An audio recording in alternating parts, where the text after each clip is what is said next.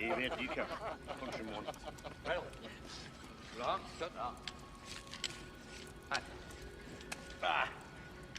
Aika mycket spis.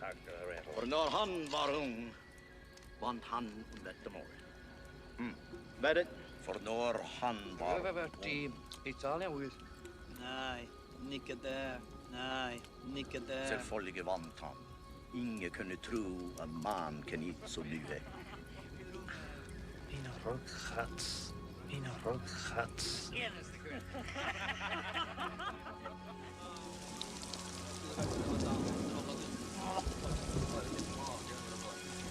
Jag vet inte.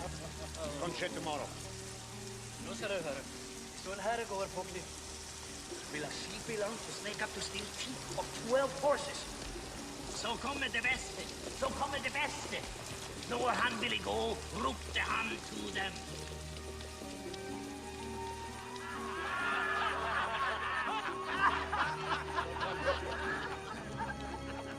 Jag vet inte. Kanske vi kan find some geese. So then he says, do not tell me wife, for I will get no supper when I come home tonight. I don't sound like that. Ronald slept with her while we took the horses. No hearts, both of you. She probably was some smoke-collared camp girl. Looked like that one's mother. My mother was a pure woman from a noble family, and I, at least, know who my father is. You, big-eating son of a whore. No. Come on. Where did you learn our language? I listened.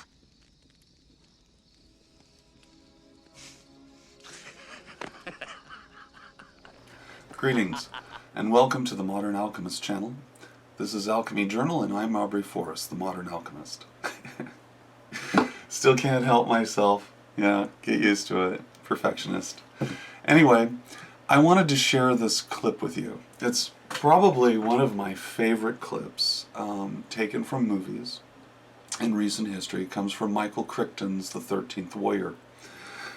And in addition to it being a presentation of astrotheology, it also is an excellent presentation of the process of learning how to speak another language through immersion.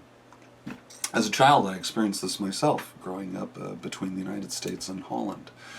And so as a process of wanting to be able to articulate my defense when things perhaps got broken around the house, I was 5, it was always really effective and useful to be able to actually speak in the native language. Similarly, you can draw a corresponding relationship between Antonio Banderas and his experience with the Viking warriors with whom he found himself. Yeah, we got a storm going on outside. Anyway, with them, he found himself as a comrade, helping them through their particular ordeal. The metaphor here, the lesson to be learned is that, and I learned this as a child, when you are in the company of a community of people that are capable of speaking among themselves and while speaking publicly, they will do so, and they will do so readily. There's a high degree of power and utility as a process of that. Well, as we understand from various Supreme Court rulings which illuminate for us the nature of what speech is all about, we find that speech can be a great many things, and this is the core then of what I try to teach people when I discuss alchemy as a language. Because what's happening is that all around us is embedded, or are these principles. They're embedded in everything, from the way we drive our cars to the structure of our kitchens, and the kitchen sink in particular, or the bathroom sink, or any sink or water source, where hot and cold water is available. I'll talk about that in a different journal entry. But this stuff is everywhere, and it's everywhere for the purpose of facilitating a expanded conscious experience. It facilitates what I have come to term leading a life deliberate, meaning that the things which you do are not just incidental because it's a fashion statement which has been broadcast by some fashion designer who you have actually no idea who that person really is or what they really understand, but rather because you are making a conscientious choice to align your mental energies within a certain framework. And and that framework is framed in language, and it's framed in art, and it's framed in sculpture, music, and our approach to the sciences. Everything can be related to this particular idea of alchemy being a language and its core structure being something which is repeated over and over today. So what do I mean by all of this? Well, you remember a while back in the 2012 election, Barack Obama got up and he made that wonderful statement, that speech where he said, "You didn't build that." Got a lot of people really heated, right? In point and matter of truth, what he was doing was, in a way, outing the process, meaning that you didn't design the reason behind why we drive on the side of the road that we drive upon. It didn't fall upon you to decide which color the lights were and why. It wasn't you who mapped out the streets, or it wasn't you who decided which side hot water and cold water go on in your sink. These are all components of the structure wherein you build your life, whether it's a private business or whatever, where you actually build it within this cognitive structure, and we forget. And that's just the little. That's not talking about the laws. That's not talking about all the different ways that we align the thinking of the public so that it stratifies in a predictable manner. None of that was established or built. That already preceded the person who starts their own business, and it will go on long after that business closes its doors. So the idea then is that there's a purpose behind all of this. And the reason to follow me online, the reason to be a student with me, is because I have listened, because I've paid close attention. And as a result, it's quite clear that there is in fact a dialogue going on among those who are managing our world. And by that I mean the same people who have been managing things for a long time. This is not a surprise. People shouldn't freak out about this. If you for a moment think that the results of a revolutionary war or colonization or some kind of diaspora of similarly allied people from the same countries and continent would be cause for that to be some kind of fragmentation, if anything only but superficial, you'd be wrong. In fact, all of this is been managed in the same way that it's always been managed. And the wonder of it today is how effectively all of us are being managed as a result of our participation in popular culture and in the media, our participation in the various means by which we define who we are and how we think and how we communicate. So when you take charge of all that, when you actually identify that this is in fact what's going on, and then you make a deliberate choice to structure your thinking in such a way so that it makes your mind available to greater insights, greater creativity, greater thinking, you'll find yourself in a larger community of consciousness, for sure. That's ultimately, I guess, the bottom line. I mean, as an alchemist, you have to recognize the first principle is, in fact, mentalism, meaning that all things are a process of mind.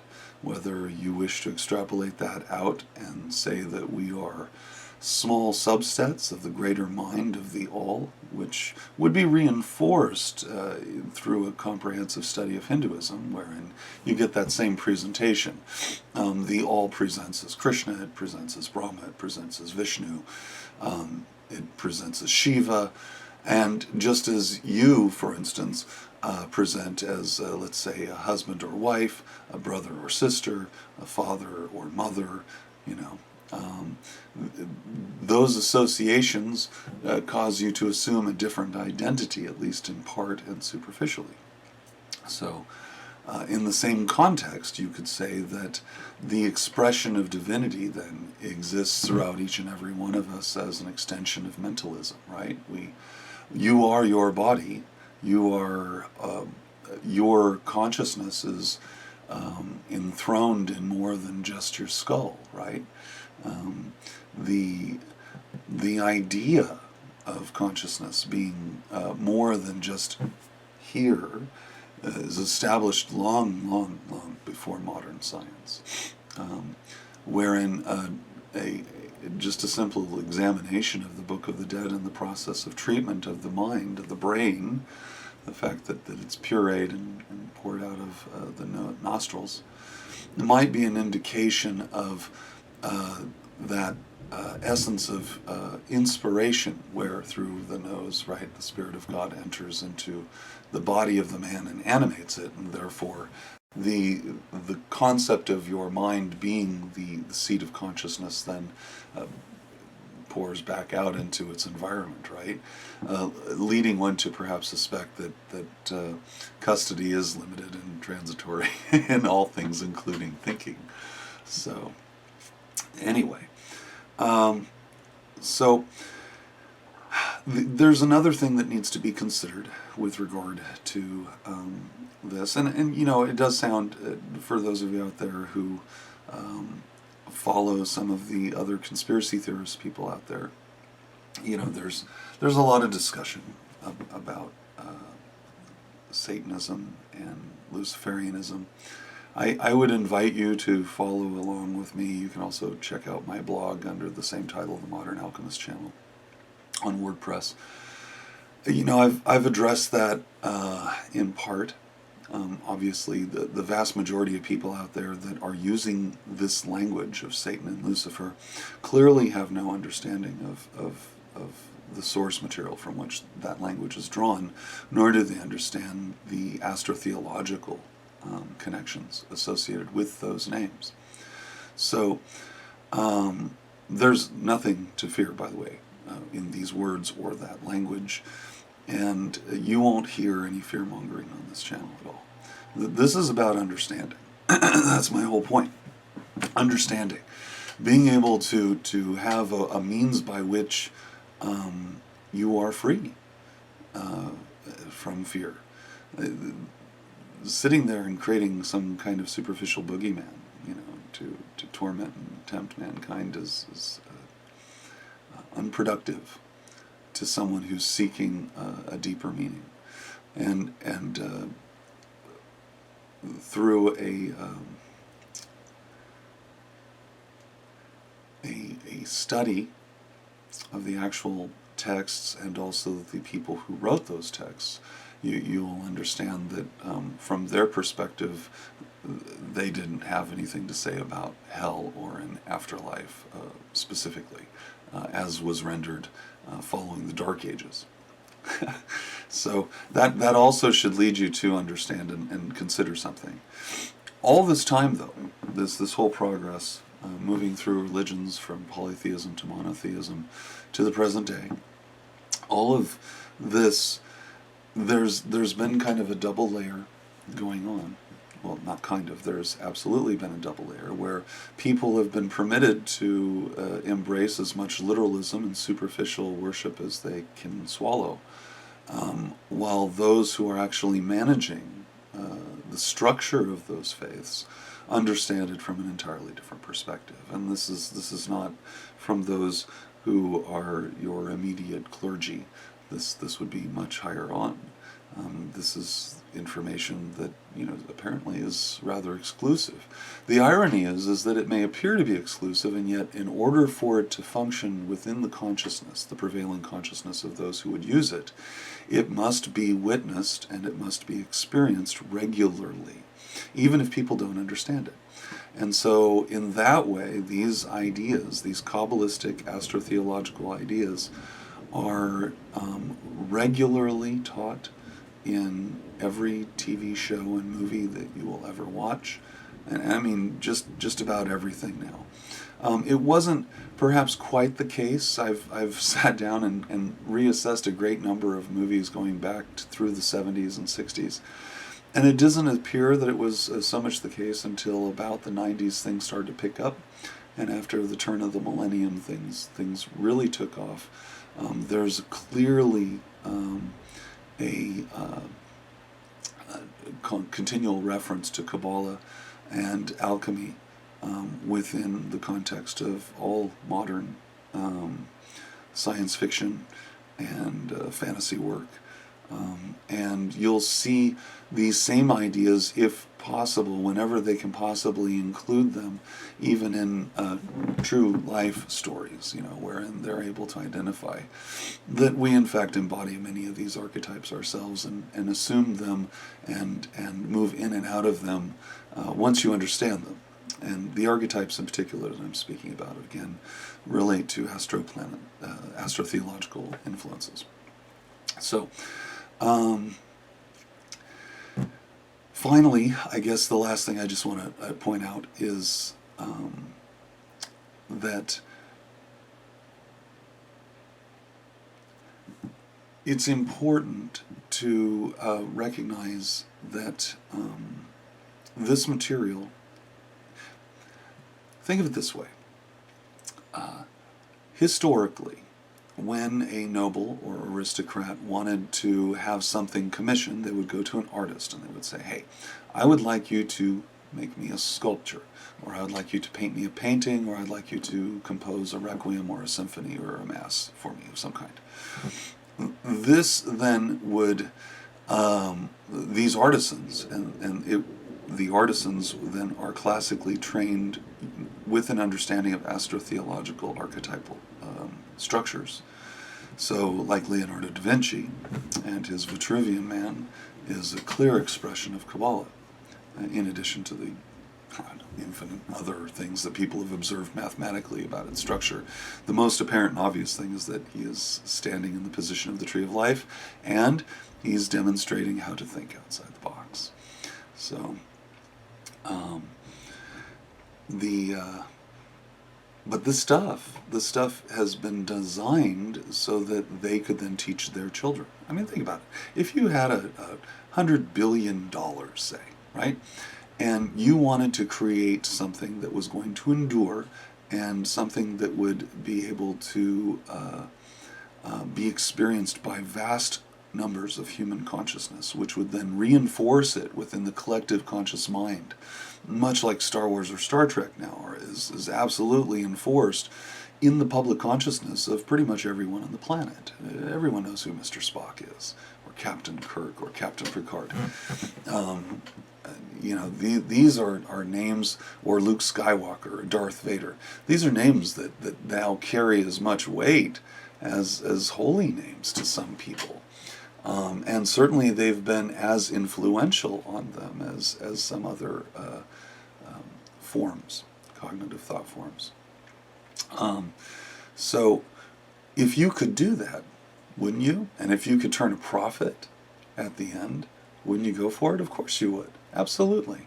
And that's exactly what we're experiencing.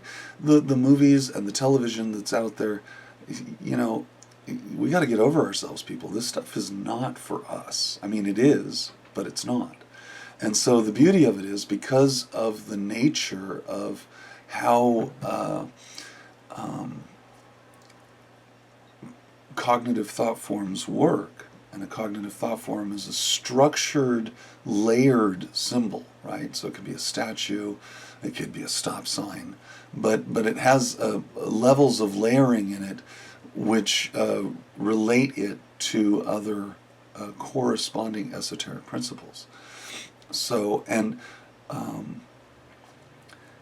a movie literally is frame by frame one of the most sophisticated cognitive thought forms ever conceived. It's remarkable when you consider just how powerful a movie or a television show can be. Every scene, every set, the decision of how clothes are worn, the placement of makeup, the nature of the lighting, the positionality of the characters relative to the lighting. All of these elements communicate something, and they communicate something relative to human consciousness.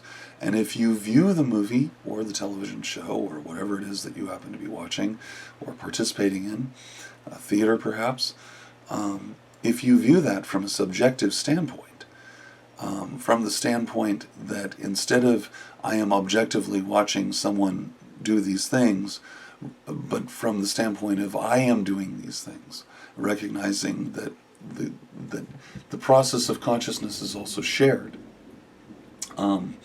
you will gain a vast amount, because then you're able to position yourself within the role and recognize how that is relevant to universal principles of order and chaos, or light and darkness, or wisdom and understanding. You will be able to recognize those relationships, and that's the language. So it's going to take me a while to teach you, because just like in that clip, it took him a while to recognize that certain things keep getting repeated. And a lot of you guys out here online, you're getting close, and that's why I had to do more to just kind of help out. You're getting really close, like some of you guys who freak out about the cube or the hexagram. There's nothing to freak out about, but definitely observing that stuff is a universal symbol is worthy of attention. Recognizing that the hexagram, more commonly recognized in the United States as the Star of David, elsewhere in the world is the Shatkana. That symbol is pretty much everywhere. I have a little quickie video clippy thing that I threw together with some music to express all those relationships and tie it actually to the theological planet of Saturn. That is a significant key right there. That one component, that Saturn key, it will open up vast numbers of doors for you, because you now see a number of possibilities, a number of potentials that exist as a result of understanding that. You recognize that humanity has endured a common experience for a long time and has been trying to express that common experience again and again, and update the expression of that common experience relative to the new thinking. So when you move from the Egyptian pantheon and you cross the Mediterranean to Greece, and you recognize, for instance, one of the biggest reasons why Alexander the Great went out and conquered was not just to go out and conquer countries and put them under his boot. He was collecting esoteric wisdom from all of the key centers around the world and then controlling them. The only one he didn't get his hands on was in India. They thwarted him. The country simply thwarted him. But Babylon fell to him, and Egypt fell to him. And he established himself in both of those countries because those were the places where the storehouse of esoteric wisdom was contained. And that stuff is important, because by understanding your story relative to all of that language, it gives you something real to grasp on, and an actual identifiable association with your ancestors and how they perceive the world and the kind of experience they most likely endured. And it also explains the transition away from that through all of the sacred literature towards the present. And the way to identify all of this is actually simply by paying attention and understanding that these keys have never, ever, ever stopped being in use. Instead, they're employed as regularly as possible and as surreptitiously as possible. So we're going to talk about that too. I could go on, and I just don't. That's why we have lots of these.